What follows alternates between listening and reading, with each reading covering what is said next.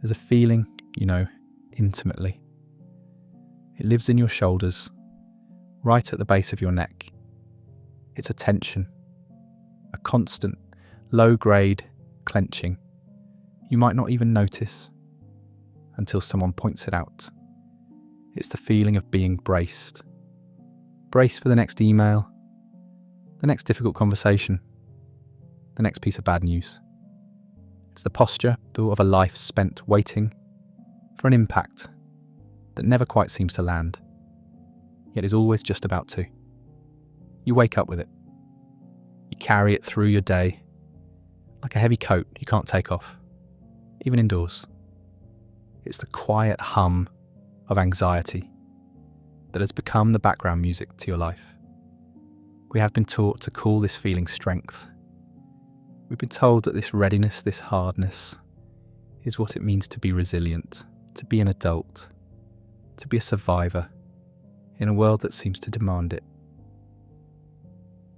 We are the children and grandchildren of people who had to be hard to get through their lives, and they passed down the only instructions they knew.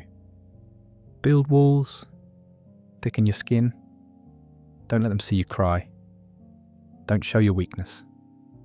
They gave us the blueprint for an armour, and we, being good students of life, went to work. We started building it as children. The first plate was forged on the playground when someone made fun of us, and we learned to hold back tears. Another was riveted into place during a family argument where we saw vulnerability get punished. We added more pieces after our first heartbreak, after a boss dismissed our ideas, after a friend let us down. Each hurt, each disappointment, each moment of fear was another opportunity to reinforce the structure, and we became masterful architects of our own defence. Our armour became seamless, polished, impressive.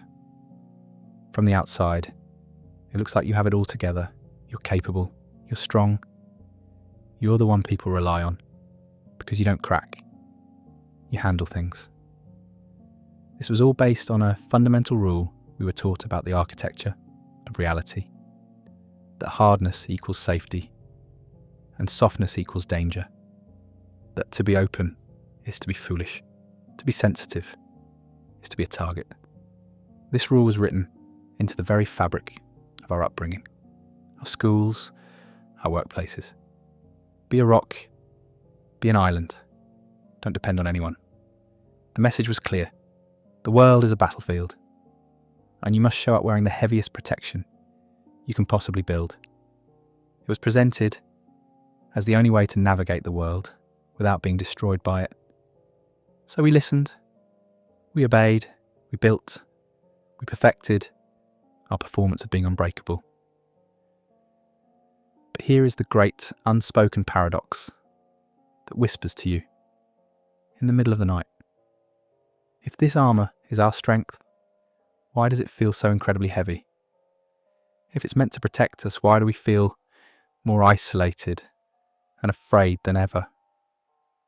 The weight of it is exhausting. It takes so much energy to hold that stoic expression in a meeting when you're full of self-doubt. It takes so much effort to say, "I'm fine," when you feel like you're falling apart. It takes a constant draining vigilance to maintain the perfect, curated image of a life without cracks, a life without mess. The armour doesn't just keep painful things out. It keeps everything out. It keeps out love. It keeps out joy. It keeps out genuine connection. It locks you inside with your own fear. You become a prisoner of your own defence. Think about it. The stronger the walls, the more terrifying the idea of a single breach becomes. A small, unexpected criticism can feel catastrophic. A minor setback can feel like a total failure. Why? Because the armour creates the illusion of being impenetrable, and so any crack threatens to bring the whole structure crashing down. This isn't strength, it's brittleness. It's the nature of a thing that cannot bend. A rock doesn't yield, it shatters. And we are living in constant fear of that shattering. We're so busy protecting ourselves from the outside world that we don't realise the real danger is the cage we've built for ourselves. We can't breathe properly inside it. We can't move freely. We can't feel the warmth of the sun. The armour that was meant to save us is slowly suffocating us. And that feeling of exhaustion, that weight in your shoulders, is not a sign of your failure. It is a signal. It's a message from a deeper part of you, a message from reality itself. It's telling you that the old blueprint is no longer working. The old rules for survival are becoming obsolete. The very nature of how things work is changing, and the heavy, rigid armour is not suited for what's coming next. That feeling of being too heavy to move is life's way of asking you, of begging you, to finally consider putting it down, to question whether the thing you've always called your strength might actually be the source of your deepest pain. What if the very thing you were taught to hide, the thing you were so afraid of showing, your softness, your sensitivity, your vulnerability, was never a weakness at all? What if it was the source of a completely different kind of power? A power that doesn't need to be defended because it can't be broken. A power that bends, that yields, that absorbs, and that ultimately endures long after the brittle armour has been shattered into 1,000 pieces. This isn't just a comforting idea.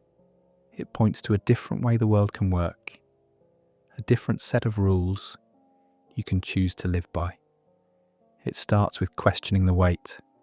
It starts with admitting to yourself, just for a moment, in the quiet of your own mind, this is too heavy. I cannot carry it anymore. And that admission, that first moment of surrender, is not defeat. It's the beginning of discovering what real strength feels like. By the way, our shared space of light and awareness is on its way to 100,000 people. Thank you to everyone who subscribes and brings this moment closer. Let's look at the oldest contest in the natural world: water against stone.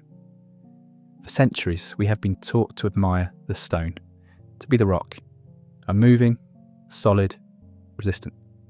It represents what we've been told strength is. But what happens to the rock over time? The wind and rain beat against it.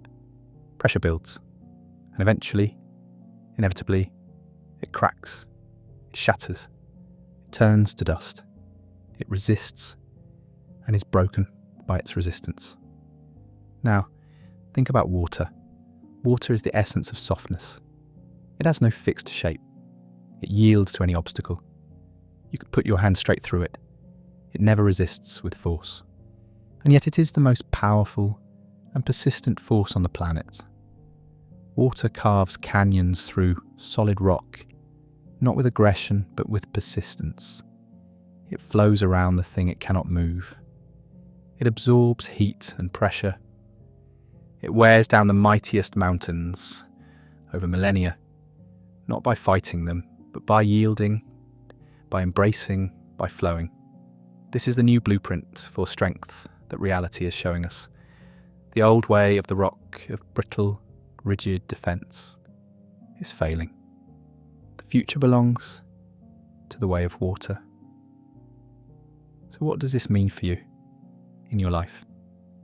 Finding strength in your softness does not mean becoming a doormat. It does not mean you let people walk all over you. That's a deep misunderstanding. Weakness is what needs walls. Weakness is what needs armour. True, water-like strength is the opposite. It is the capacity to feel something fully a criticism, a heartbreak, a disappointment, without being destroyed by it. It's the ability to let an emotion, a piece of information, or an experience flow through you instead of becoming a permanent wall inside you. The armour was built to stop things from getting in. Softness is trusting that anything that comes in can also go out, and that you will remain whole.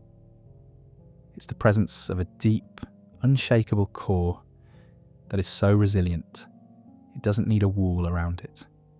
It knows it can bend without breaking. Here's how you begin to see this happening. You have a difficult conversation with someone you care about. The old armoured you would have become defensive instantly. The walls would go up. You'd prepare your counter-arguments, your justifications. You would fight force with force, rock against rock. But this time, something different happens. You choose to be soft.